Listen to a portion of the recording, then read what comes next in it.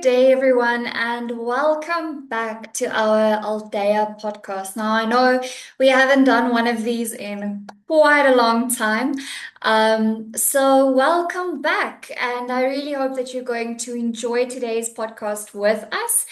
Um, Today, we're going to talk a little bit about seasonal changes and children's well-being during this process. And I think it's really important to talk about it because a lot of people come to us during this time, a lot of parents, and they will tell us, my child is going through some behavioral changes, and I'm not exactly sure why, but they're not acting necessarily like themselves.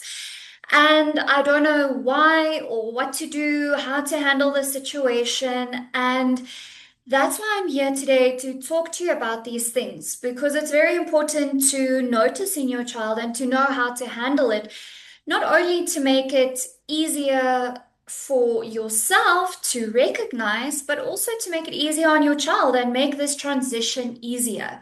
So grab your cup of tea or coffee, get comfortable while you listen or watch our podcast. So the first thing that I want to talk about is the season of autumn and the change that goes with it. So if you've been following our podcasts and everything for a while now, you'll realize that one of the big themes that is present when you talk about children's behavior is change. Change going from a normal school routine to holiday, as well as going from holiday back to a normal school routine. And those are often uh, the most important changes, the most visible changes that we know of in our children's lives. So, what we don't think about necessarily is the change in season, especially going from warm, sunny weather where the children can play outside, where you just feel more emotionally uplifted, to a season where you can notice that the mornings when you have to get up for work, get up for school, is darker. The days are shorter because the sun goes down earlier, and there are then shifts in energy and mood. So these changes, once again, key element, the changes that autumn brings can affect your child's emotional and behavioral well-being. So, what are we looking at today? So, we're going to look at seasonal mood changes in children and the impact that things like reduced sunlight, like we just said, routine disruptions, and environmental shifts have on children, and those effects on their sleep, their emotional regulation, concentration, and engagement. So, as you can see, the first orange bubble at the top affects the bottom bubble. And so those are kind of, they have like a domino effect on each other. And I mean, if you look at the effects on the children's sleep, emotional regulation, concentration, and engagement, those four elements kind of have a domino effect on each other because a lack of sleep causes emotional dysregulation, which in turn negatively influences your child concentration at school, at home, during tasks, as well as their engagement, because their energy levels aren't up to the engagement. It's not up to going the extra mile. They don't want to do that. So it really has a very much a chain reaction on each other. So what we do at Aldeia in these instances, when parents approach us telling us, listen, behavioral change in my child, not completely sure what's going on, and don't exactly know what to do about it. Well, we focus on the well-being, the behavior, and the learning that are interconnected. We focus on the whole child. We don't only focus on one aspect. So we take a very holistic view at your child. That is our aim. So we focus on the home, the school, as well as the relationships that your child has, and how something like the seasonal changes that's currently taking place affects those different environments and the child within those environments. So, our aim is to support balance within this process, help you, your child, your family really work on the balance that you can put into this time. The growth that we want to look at growth in your child as well as connection. In a time like this, I think it can often happen that a parent can feel disconnected to their child because you are so busy trying to problem solve and trying to really figure out like what's going on. Us as adults, I mean, we also go through the seasonal depression or, a seasonal change in our emotions and our well-being. That sometimes we feel a little bit disconnected from our children and our children perhaps from us. So, something that's always very useful during this time to look out for are things like irritability, withdrawal, low motivation, sleep changes, difficulty concentrating, as we mentioned earlier, and increased emotional sensitivity, things that weren't necessarily usually a trigger for your child suddenly becomes a trigger. And the lack of, or let's call it the emotional dysregulation that takes place, where your child might actually usually be a child that can regulate their emotions quite well.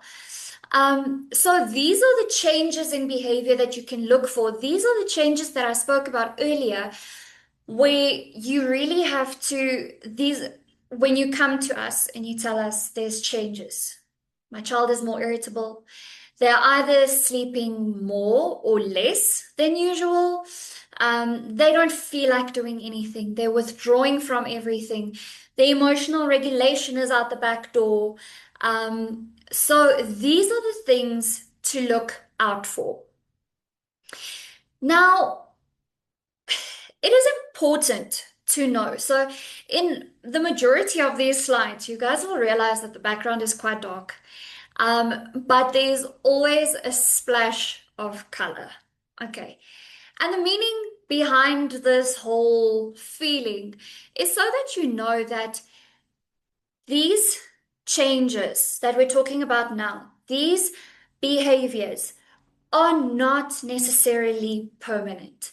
It is due to external factors, but there's definitely something that you can do to help your child. So it's important to know that just as when your child is going through a change from school to holiday, from holiday to school, um, moving into a new environment, going to a new school, meeting new individuals, changes in the family structure that takes place.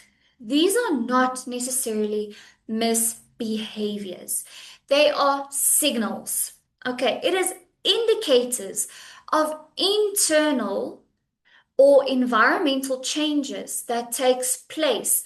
And that's your child's way of telling you, listen, I'm not coping with this right now. Can you please help me? Because our little ones do not always have the vocabulary to express themselves in that way. So what happens? They express themselves through their behavior.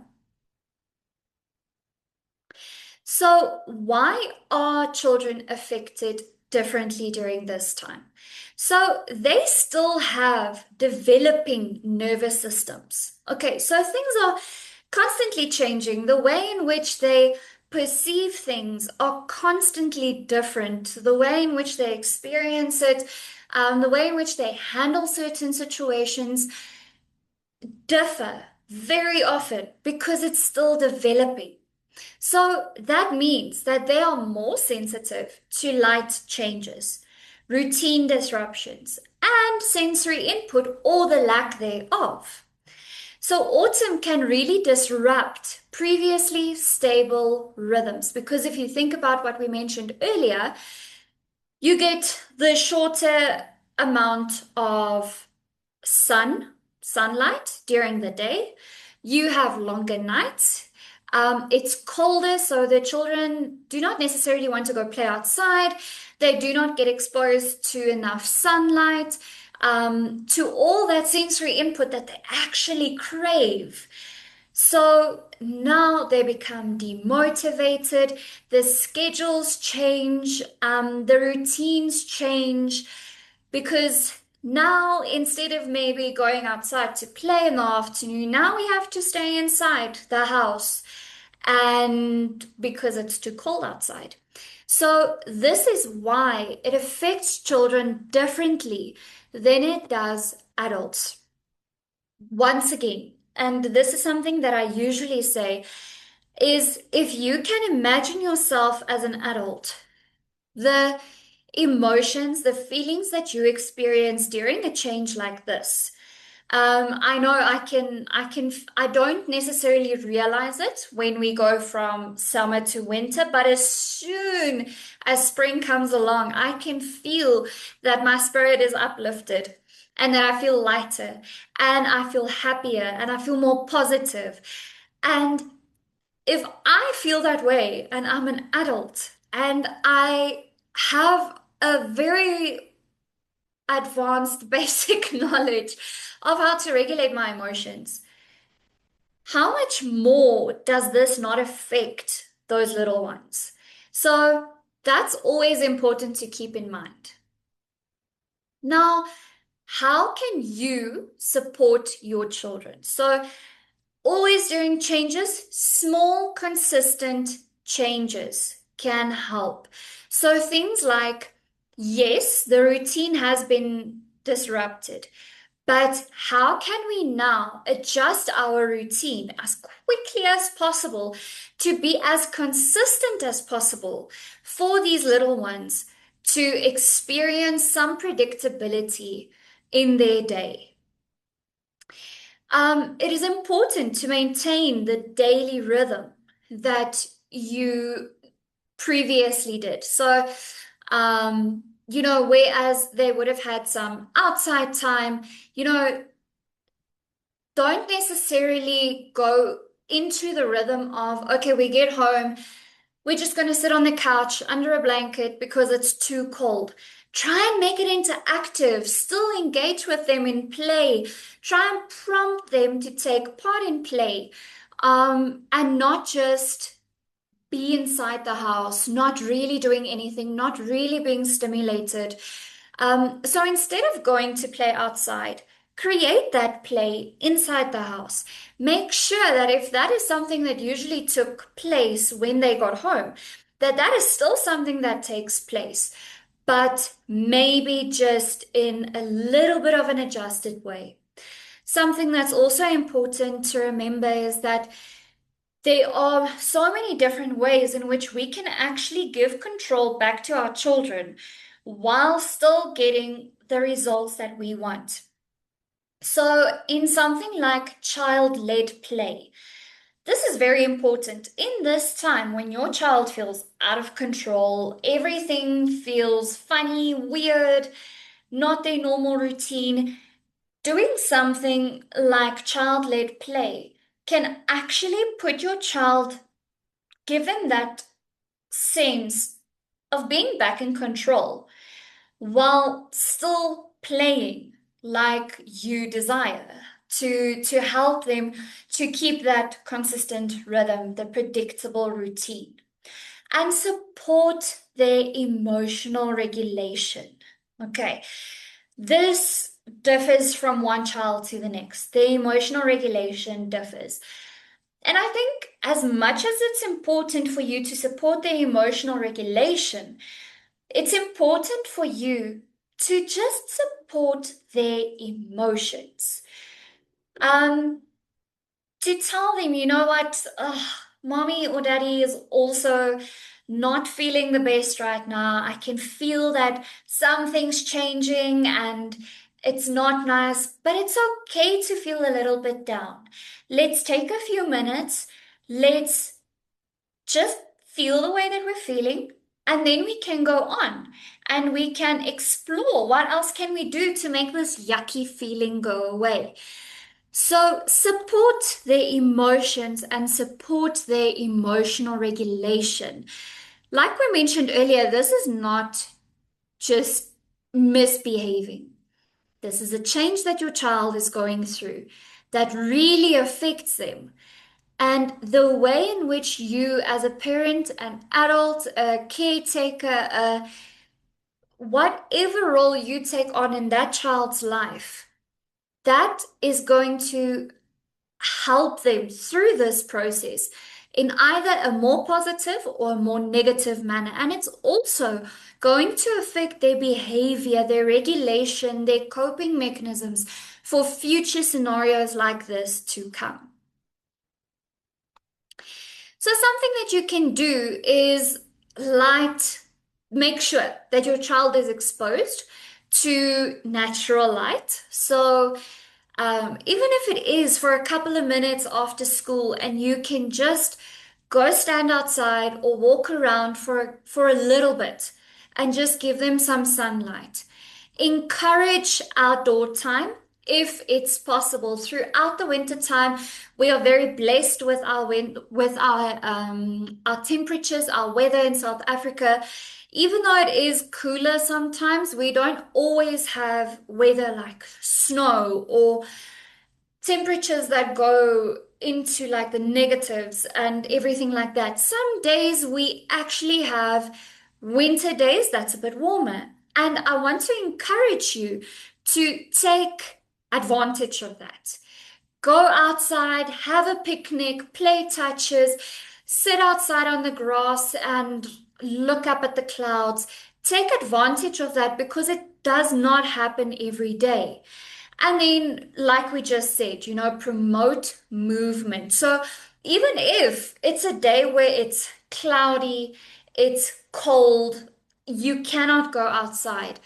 Things like playing and physical activities, making an indoor obstacle course for your child, or building a fort, or giving them some Legos and playing with them, or having a dance party. That is always such a good idea. I know that our founder, Cherie Schutte, is really a fan of like dance parties, even if it takes place in the car, whether it's inside the house, outside, it just lifts your mood so much. If you get that one song, that can really inspire you to do that, absolutely go for it. And these things will then support your child's mood and energy. So, as much as the change of season is an adjustment to you or to your child, so much it can really be an adjustment for you too. So you might have to, change your way of thinking, adjust your way of thinking a little bit in terms of that your child might need a little bit more rest, more support, and more time to transition. So we always say, things like transitioning cues, giving your child a heads up before something happens is always a key factor when there's transitioning or changes taking place in your child's life. More rest in terms of, maybe don't push for certain physical things to take place, even though we just said it's very important to do that physical exercise, the movement, etc. We also mentioned at the beginning of the podcast that it's important to be able to handle a balance between it. So really, with these adjusting your expectations, flexibility is key. The power of connection. We mentioned at the beginning of the podcast as well that sometimes during these changes, the changes happen, but life still goes on. There's no pausing. There's no, okay, I'll give you this amount of time for your transition to take. No, it keeps going. And that is why we need to absolutely prioritize conversations, shared activities, and emotional check-ins.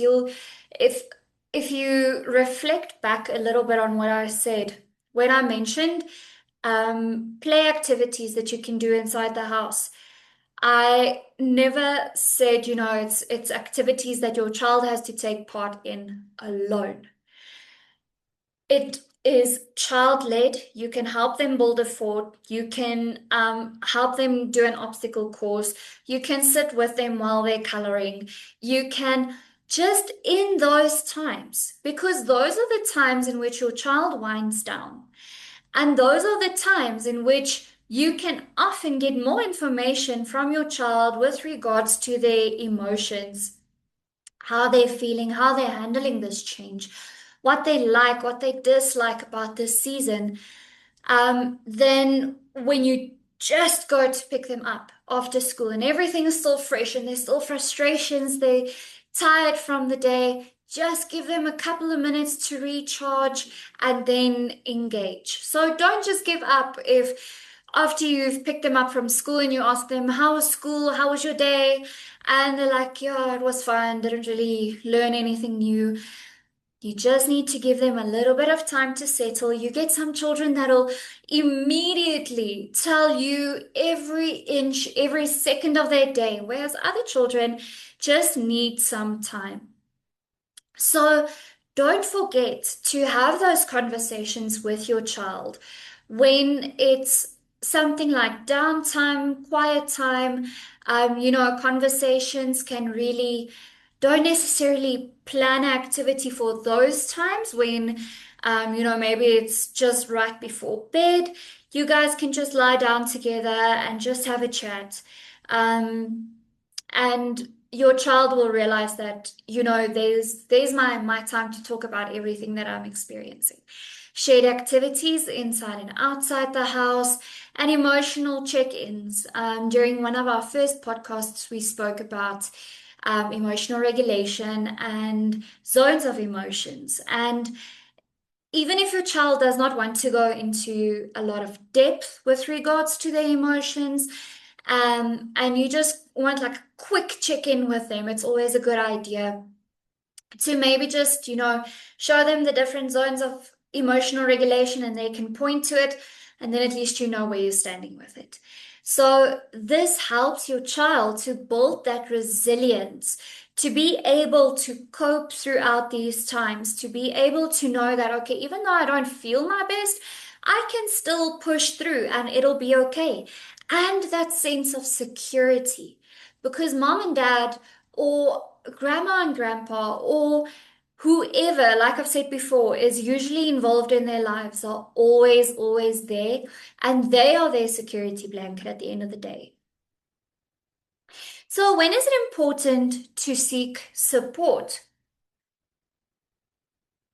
We spoke about the signs that you need to look out for earlier. And now a lot of people will say, okay, but you know what? I'm realizing these changes. I've noticed it, but when does it come to a point where I actually need to become concerned or need to seek support? And that is when these changes that you realize have taken place are persistent over a longer period of time. They become intense and they impact your child's daily functioning. So some of their grades might be going down. Some of the activities they usually took place in, they're just absolutely not interested in anymore. And this is not then just for a short amount of time. This is for a longer period of time when this just continues happening no matter what you're trying. You're trying the movement, you're trying the exposing them to the natural light, you're talking to them, you're doing your emotional check-ins, everything, and it's just not really improving. Or even, if you just realize we're moving on to a next season here, and or we're far into the season and things are not looking up, my child is struggling to adjust to this season, that is when you know that you need to seek support. And that is where Aldeia also comes in. We work alongside families. We look at the patterns of behavior and we understand those patterns. And we develop individualized strategies for each child to help them cope throughout these times, to help them realize I'm going to be okay, to help them build that resilience, give them a little bit more security within themselves, and just really be there to support them. So, my closing message for today is that seasonal shifts it's natural. With the right support, your children will be able to adapt. Autumn is really a time to slow down, to observe what's going on, and to reconnect. With everything being said in today's message, I want you to take away that you are still also only human, and these things affect you as well. Take it slow, take a step back, evaluate, observe, and reconnect. We are often in such a rush throughout the day, throughout our lifetime, just going from point A to point B, that we sometimes forget to just slow down. We want to solve the problems and we wanted a solution for it yesterday. Not now, not 5 minutes yesterday. It should have been done.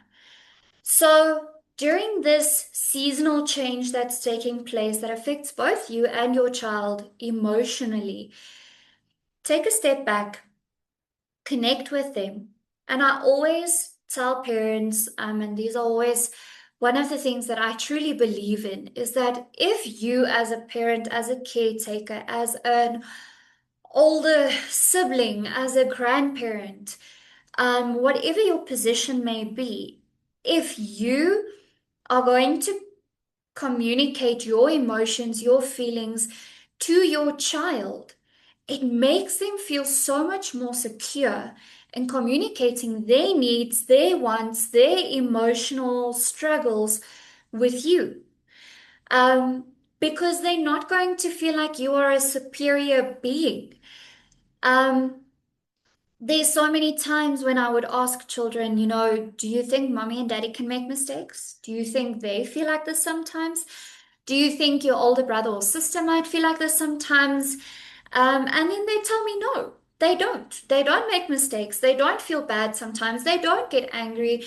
All these type of things. They don't feel down. They don't feel all these human things is not recognized by children within individuals older than them, or parents, caregivers, grandparents, older siblings. And it is important for us to communicate that to them, in a way that we don't pile that onto them necessarily, but so that they know it's okay to feel this way. And I'm not the only one feeling this way. And because I'm not the only one, it's okay. It's completely fine to communicate these feelings. So I hope that you guys really got a lot of information from this.